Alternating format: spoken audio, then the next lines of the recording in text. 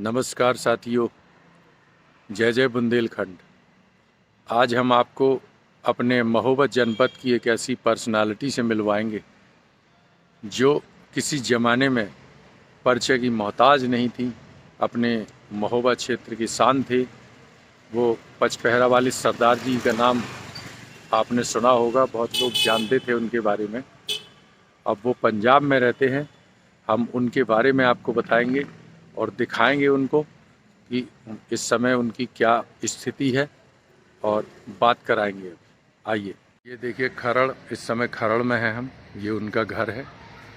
आइए हम चलते हैं अंदर।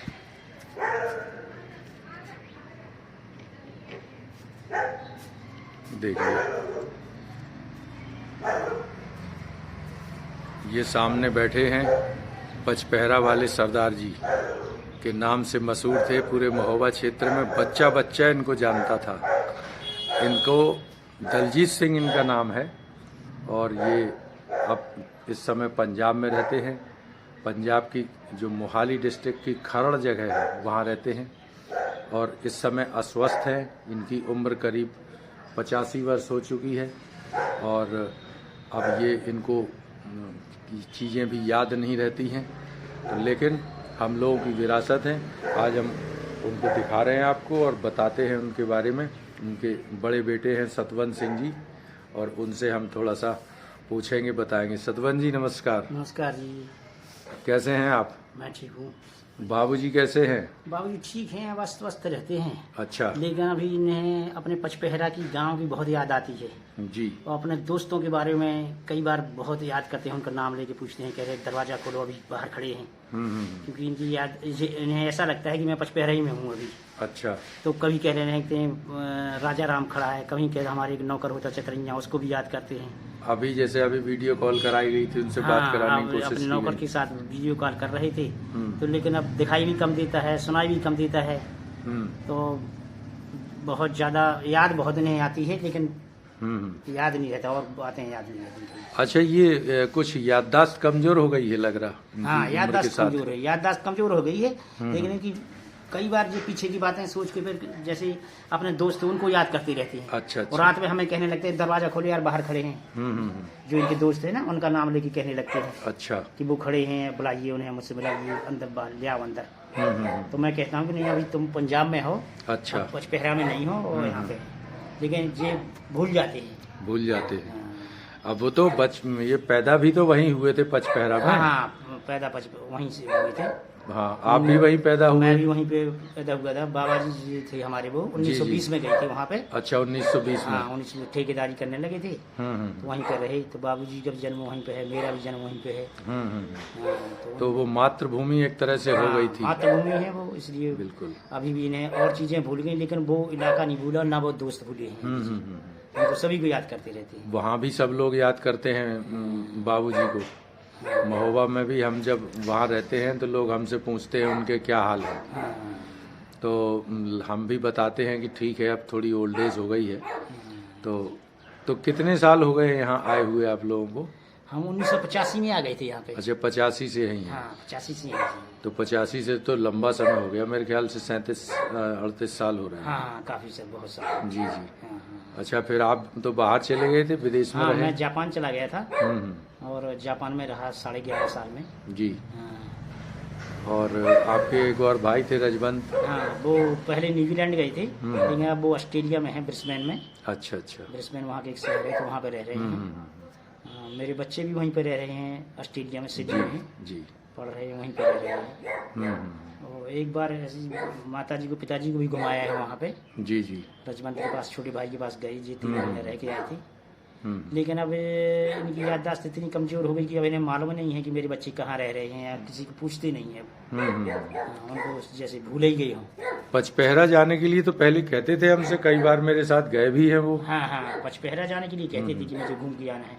एक दिन मैं अभी याद कर रही थी पचपहरा को सभी को, तो मैंने कहा चलना है, कह चलो निकलो, चलो।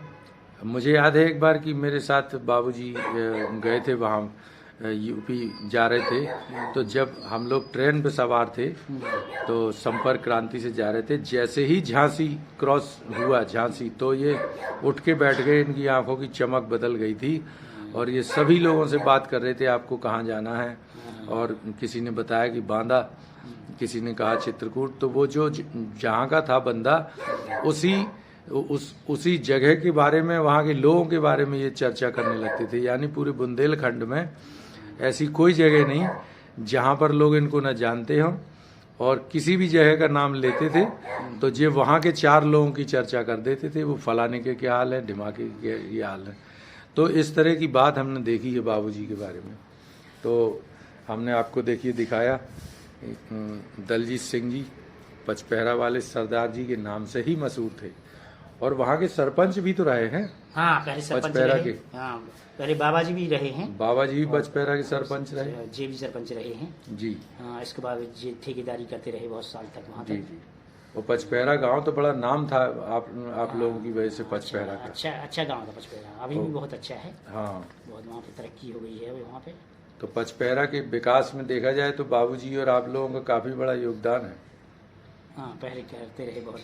बिल्कुल जी, बाबूजी काफी करते थे, ठेकेदारी करते थे। अच्छा, एक राइफल वाला किस्सा भी होता था, वो था बाबूजी के पास एक राइफल थी, हमेशा लेके चलते थे, उसका क्या मामला है? वो बाबूजी वहाँ पे एक बार बीमार हो गई थी ना जी, तो वहाँ पे वो राइफल चोरी हो गई थी। अच्छा। वो वहाँ पे एक डकैत हुआ था, मन प्यारी। हम्म। तो बाद में जब वो मारा गया तो उसकी मरने के बाद वो कानपुर से पकड़ी गई थी। अच्छा। हाँ। हम्म। फिर बाबूजी वहाँ से ले आए थे उसे, हम्म। रख के आए। लेकिन जब पंजाब में आए तो फिर वहाँ पे हम लोगों ने बेच दी थी वो वहाँ पे। अच्छा अच्छा। क्योंकि वो भी हमें एक राइफल वाला मामला था, बाबूजी लेके चलते थे हमेशा। लेकिन हमेशा जब ठेकेदार जाते थे ठेके पे, यहाँ पे साइड पे, तो राइफल हमेशा टांग के चलती थी। अच्छा, पहले वो समय भी खराब था, डकैतों का समय था, डकैतों का बड़ा आतंक था। हाँ, तो लेके जाते थे बाबूजी। जी जी जी। तो देखिए, ये है, हमने आपको दलजीत सिंह जी पचपहरा वाले सरदार जी को दिखाया, बताया, क्योंकि महोबा क्षेत्र में आज भी जो पुराने लोग हैं वो सारे लोग उनके नाम से जानते हैं, उनको जानते हैं और देखना चाहते हैं, जानना चाहते हैं कि इस समय पचपहरा वाले सरदार जी कहाँ हैं और किस हालत में हैं, उनका स्वास्थ्य कैसा है, उनके बच्चे कैसे हैं। और वो मैंने सारी चीज़ें बताने की कोशिश की। और देखिए, और उनकी श्रीमती जी बेजी बैठी हैं, ये जो है सतवन जी की माता जी हैं, ये भी पचपहरा से जुड़ी रही हैं, बचपन से इनकी यादें। ये भी पूरा समय इन्होंने वहीं गुजारा है, लेकिन अब समय बदला है, आप इस समय पंजाब में बस यहीं हैं।